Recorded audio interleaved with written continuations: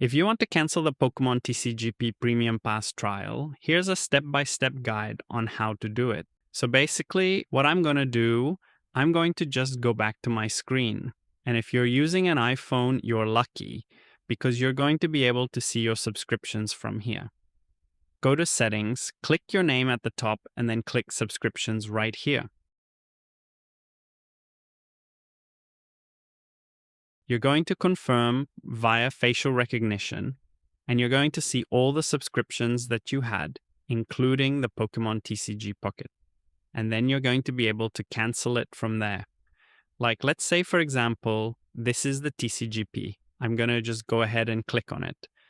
And basically, I'm going to be able to see a red button to cancel this subscription, right? Or cancel the free trial, and then follow the prompts to cancel it immediately. That's what's going on.